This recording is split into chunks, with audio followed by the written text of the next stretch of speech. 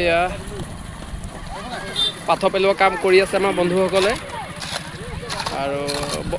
চাওকচোন চাওক ৰাস্তাটো যদি কেঁচা হয় বোকা হয় কিমান কষ্ট হয় মানুহৰ জীৱনটো হয় না ককাই এয়া কৰি আছে কাম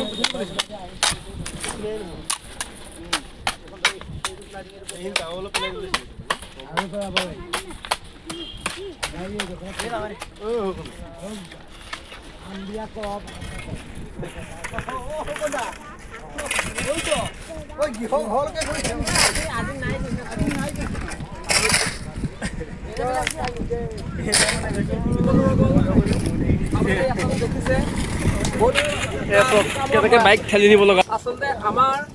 বোকাখাত মহকুমা অন্তৰ্গত 2 নং গাঁৱৰ এই ৰাস্তাটো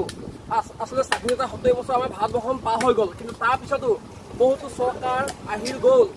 এই ৰাস্তাটো কিন্তু আজিলৈকে কোনো পকীকৰণ নহ'লে কিন্তু আমাৰ কেইজনমান ব্যক্তিগত প্ৰচেষ্টাত এই ৰাস্তা মানে কি হয় অলপ পাথৰ পেলাই যে ৰাইজে বা আমি অহা যোৱা কৰিবৰ কাৰণে অলপ পাথৰ পেলাই কাম লগাই আছো লাগে যাতে ৰাইজৰ মানে যাতায়াতৰ উপযোগী হয় আৰু সুচল হয়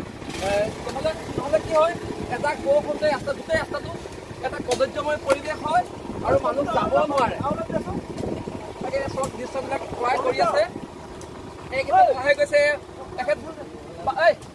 বাণীকান্ত বৰিদেৱ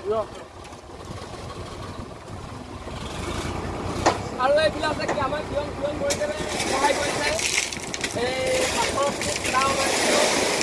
আৰু বৰিদেৱে সহায় কৰিছে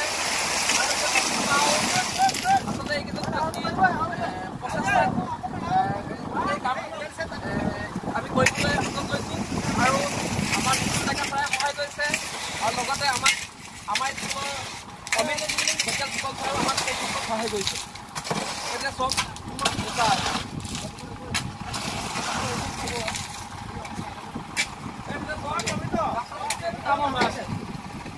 আমি নিজৰ প্ৰচেষ্টাত সম্পূৰ্ণ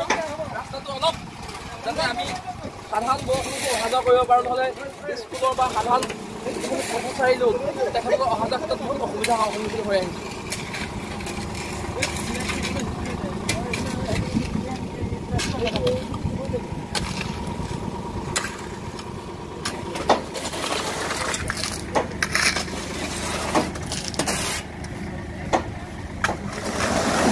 কাম কৰি আছে আমাৰ কিয়ন বৰি মাষ্টৰ লগত বাণী মাষ্টৰ আৰু পংকজ মেণ্টৰ ডিফেন্স অফিচাৰ তেখেত আমাৰ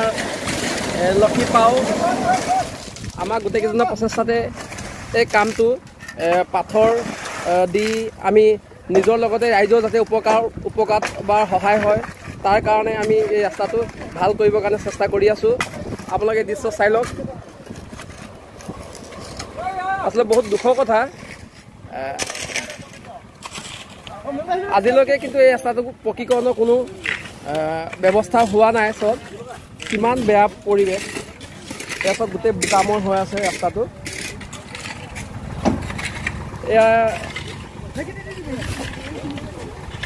এয়া আহি আছে দাদাসকলে চব কিমান কষ্ট আহি আছে এই দাদাসকলে চব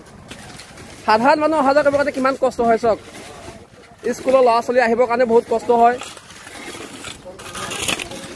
এয়া দাদাসকলে আহি আছে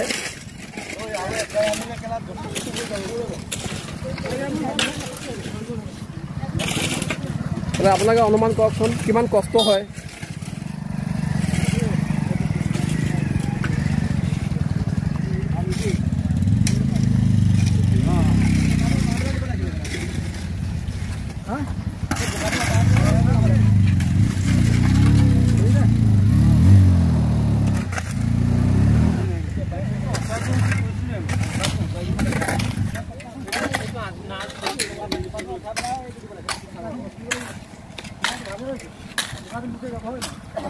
আঠা লাগি যাব।